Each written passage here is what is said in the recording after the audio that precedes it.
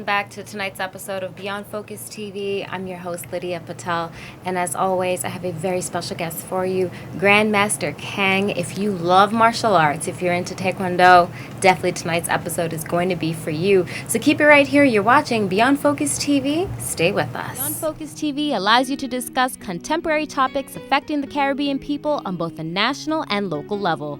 The show features informed guests who offer insight, debate, and evaluate various issues. Beyond Focus TV builds on the station's mission to provide useful information to the Caribbean people in New York and abroad. Beyond Focus TV, where our viewing audience can get educated, informed, and empowered. Welcome back. You're watching Beyond Focus TV. I'm your host, Lydia Patel. And like I said, Taekwondo, martial arts, we have a lot in store for you. And I want to introduce to you my very special guest, Grandmaster Kang. Welcome to Beyond Focus TV. Thank you. Thank you for having me. Well, it's not every day that we have a martial artist on the program. Okay. We have different things. You have different artists, authors, designers. Taekwondo, martial arts, a big thing, especially here in New York. A lot of people are into it. Kind of goes in ups and downs. It has periods, I think, like a new Jackie Chan movie would come out and everyone's into it again, and then it would lull back a little bit, but it's never died out. No, I don't think martial arts has ever died out. And Never. I think Taekwondo, just the popularity, just globally, has just, probably in the last few decades, probably one of the fastest growing martial arts. Absolutely. Now, for those who have no real knowledge of martial arts in the different sectors, there's karate, there's jiu-jitsu, there's taekwondo. Why don't you share a little bit what sets each one apart and what's different and unique to taekwondo? So Taekwondo, the original roots go back a couple of thousand years, and it was really known as a style of foot fighting. So original name was Taekyun. But then under the Japanese occupation, for like almost 40 years, the Koreans couldn't really practice that style. So they kind of, you can never destroy, a culture. So people practice it, but not in public. Oh. And then when the Japanese occupation ended, the modern Taekwondo as we know it came into being. So it's more, again, after the Japanese occupation, which is like 1945 and afterwards. Okay. And if you look at the Eastern society, the culture, like Taekwondo, again, is kind of a kicking style with some emphasis on hands, versus like karate is Japanese form, which is probably just the other way, probably more hands, less kicking. And then you have a Chinese style, probably the most popular form is Kung Fu, which is more of a softer style. So it's like everybody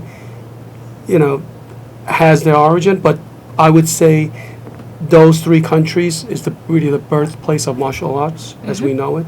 Absolutely. And then film, popular books, and television programs has led this to really get where you are today with the school and people wanting to learn about that. So let's shed light on the school.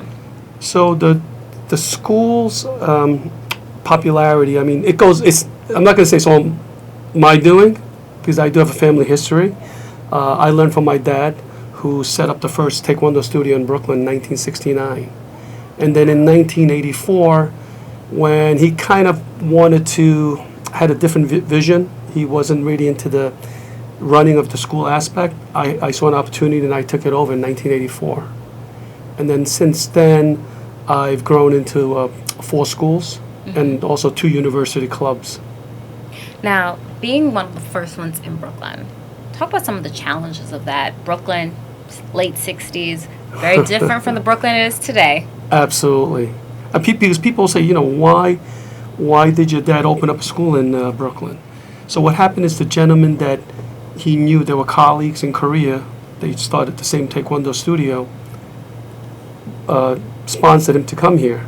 So when he came here, out of respect, he couldn't open up a school in Manhattan where the gentleman's school was. So he figured, let me be at a safe distance where, we can still be friends and we can still do our business. So he opened up basically, yes, all the way at the end of Brooklyn. Something that you don't get nowadays. That's why we ended up in Brooklyn. So it's good place. Back in, yeah, not bad. I mean, that's why I got a little bit of that accent, No, but it's fantastic, to bring it back to the roots where you said, and that's a key word that he mentioned, the respect out of his buddy, his good friend who helped bring him here. A lot of people. All right, well, I'm here now. Bye. This day and age, there is very little bit of that. I mean, if somebody hears you doing well, they'll be under the studio right next door, right next door. I would say right now, my main studio in downtown Manhattan in Tribeca, I would say within a 5-block radius, there's got to be 6, 7 martial arts studios. Really? Oh, absolutely. It's because if they know somebody's doing well, they're going to all kind of bunch up Congregate and right there. yes. So late 60s, you opened up the school, you started with one location. And like I said, very, very different Brooklyn. How was your father getting the message out there and really getting students, really trying to build that art form when it wasn't really as ethnic, as urban, as known as it is today? Yeah, so back then, we didn't even call it Taekwondo. We called it Korean karate. Oh, wow, that's pretty Because interesting. karate, because of the Japanese influence, already had a name. Yes. So we used to use the terminology Korean karate. I don't know if you ever heard of that. So we used that for probably maybe good 20 years or so. Try to associate with something that people could at Exactly. And then people would relate ask, to. what is the difference? And then, of course, we would explain that's more of a kicking style versus hands. And then with the popularity of Taekwondo getting into the Olympics in '88, we didn't really need to use that term anymore. We used the term Taekwondo. But, I mean, the way it was back, like you were saying, how it was different, believe it or not, even as much as it was a long time ago, with the Bruce Lee movies, that whole era, everybody wanted to learn martial arts. Yeah. And It's I mean, at its peak. yeah, it's peak, and you know what it was peak with? Everybody looks at martial arts now as a kid's activity. It's very popular with kids. It was grown-ups. Oh, You yeah. seldom had classes where kids were under 10 years old. Mostly it was all teens and grown-ups. So very different than what we're accustomed to seeing now. Right now, if you walk by a martial arts studio, especially a Taekwondo studio, it's probably predominantly kids. Yeah. Very different back then. I don't really hear much adults saying they're going to go do a Taekwondo class or any form of martial arts. It's usually, I see 5-year-olds doing. Yes, you are You have right. your yellow belt. You have my nephew did karate and different things for a long time. And you really do see that, I think they do it mostly for discipline, Yes. for the I think disciplinary act of it. discipline, the focus, and confidence. Because, I mean, confidence is an element that we all talk about, and people don't really understand how martial arts can give you confidence. Everybody thinks like they're going to learn how to fight and beat up other kids. And I try to tell them it's the other way. They learn to fight where they don't need to go out there and show that they can fight, because they're so confident with themselves that they don't need to show off. And Yeah. that's how they stay out of trouble. So that's how That's- the confidence factor, I think, really ties in with martial arts. Well, we'll take a quick break, and when we come back, we're going to go into more details about the school. You have a great book that's actually out, just launched, and of course, if you want to pick up this cover, all that is coming up next. Stay with us. You're watching Beyond Focus TV.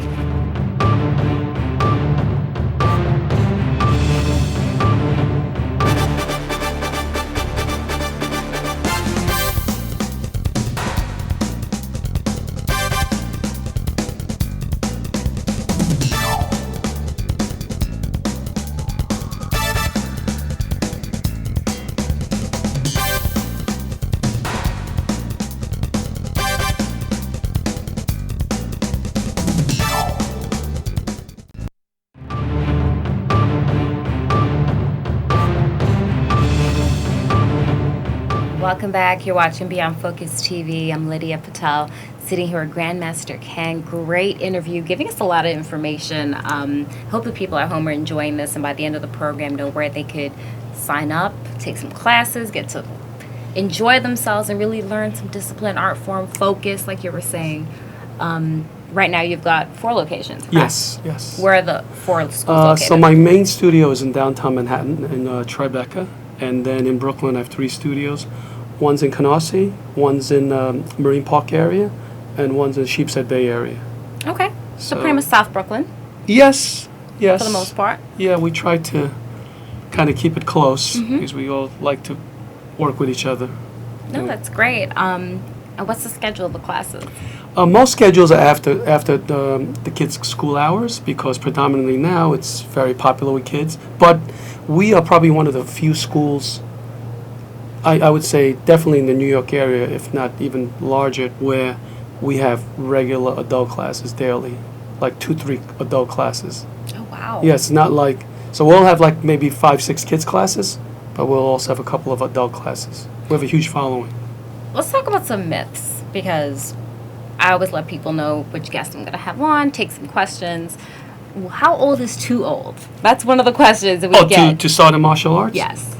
I would say it's never too old. I mean, because the terminology art, everybody thinks, I guess, from the way they see things on television or in the movies, they think it's all about fighting when we teach that it's really not all about fighting. Mm-hmm. It's about trying to be your personal best. So when you want to be thinking in that role, you have to have your mind, adapt to that understanding. So it's not just all physical. If it was all physical, yeah, right. I mean, by the time you're probably 30, 40 years old, that's it. But the fact that it's an art, the learning never stops because the brain never stops learning. Mm-hmm. So I would say that when I do a quick, statistics of my grown-up students, most of my students are in their 50s. Oh, okay. Most of my adult students are in their 50s.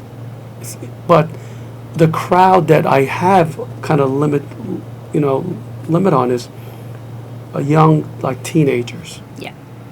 It's disappointing because I think they're the ones that need that focus and need that mental, maturity in a way. Mm-hmm. But parents will start them very young, have them there, and then they'll reach this teenage, and they don't want to do anything. Yeah. And then, of course, some of them will pick it up again later in life. But it's never. I don't think there's any age restriction. Okay, good. No, because a couple of people are like, how old is too old? Good. And I'm like, yeah, I think as long as you're physically able Exactly. to do it, not to harm yourself, of course. But also the exercises that you do, like when you're practicing certain moves, it really helps you as you're aging with your focus. So I mean, now we're talking about Alzheimer's and all these other issues. The fact is that happens because you're not using your brain too much. If you do exercise like reading, for example, or writing, or something like martial arts, it will keep your brain working, which will slow the process. Again, I'm not an expert in that, Of but course, and some people are genetically prone, so you can't. Yes. But you can delay it. Yes, absolutely. I mean, I believe that you are in charge. That's the way it happens. Certain things, you're right, you cannot predict, but generally speaking, I think you can take care of your health. Very good. Mass media. Mass media has a big influence. That's how I open up the show, saying, it depends. There's a new movie, something you'll see a little peak in how many people may register just because a new movie is out or it's back in style, and then we see 8 System, MMA, and Muay Thai, and so many things. So many. Too many. So, I mean, people will ask me, how do I decide, right? That's probably a very common question that, I hear all the time. And I always go, it's never the style. Like, I chose Taekwondo because that's the family I happen to grow up in. So God forbid I did a different style, right? I don't think my father would be too happy about that.